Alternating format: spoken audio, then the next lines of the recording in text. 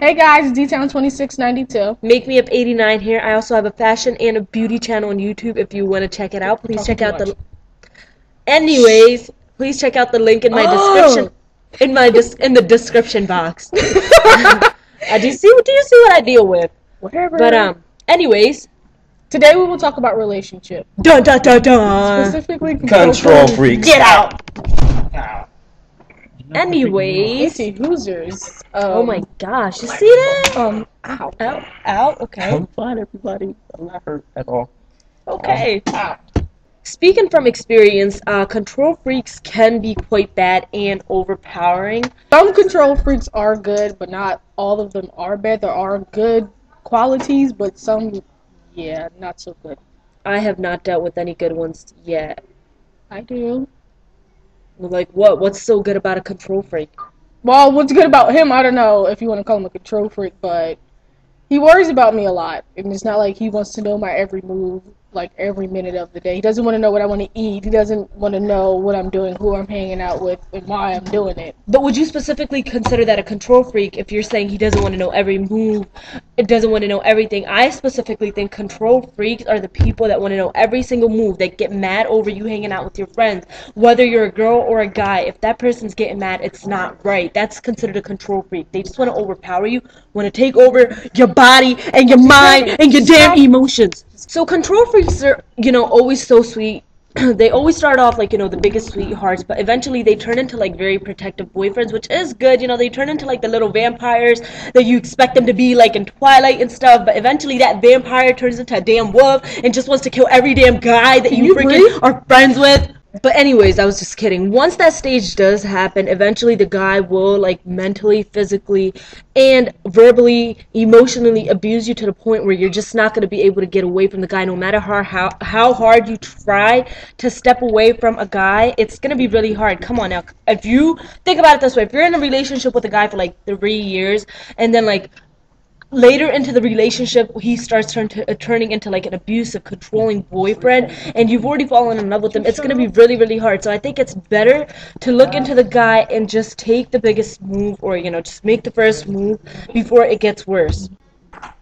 There are people in the world who deserve way, way better than what they're getting right now from their companions. So if you feel as though you are not getting what you deserve from your companion, boyfriend, or girlfriend, whatever, it doesn't matter who it is, then you need to dump the douche.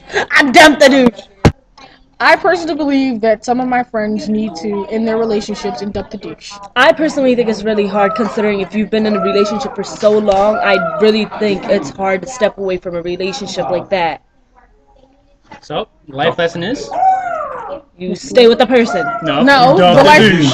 I think it's hard. I know it's hard. I'm not saying it's This not is a hard. debate that's going back and forth. I'm not saying it's not hard. I'm saying that if you don't get the respect that you need, that you want, that the love that you need. I'm not saying he doesn't love you or she doesn't love you. I'm just saying that if they don't respect you or give you your space. yeah, I mean, like you're gonna need some breathing room. Like you can't be around. I think my contact just fell out. Really? No, it's there. Okay, whatever. So I mean, like, yeah, I'm with my boyfriend almost 24/7, but we love each other, and like we know our boundaries. We know when to stop. Stop looking at my boob.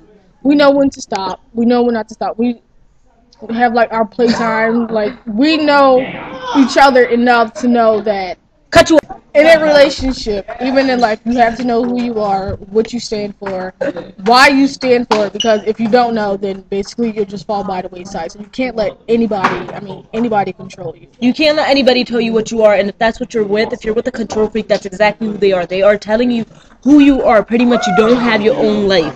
That's it. Basically, overall, what we're talking about today, like the whole overall is, if you're in a controlling relationship and the person wants to know everything that you're doing, why you're doing it, and who you're doing it with, dump the douche. I personally think, though, if you have the patience and you have the time to take all that and deal with it, then I think you should stick in a relationship and try to work everything out. And if it doesn't work out, then you need to let go, because you don't want to wait for the abusive, mental, physical abuse. You don't want to wait for that stage, because once it gets to that, trust me, it's going to be really, really hard, and you're never going to be able to get out of it. Never. Ever. Anyways, now, this is me, and This is me.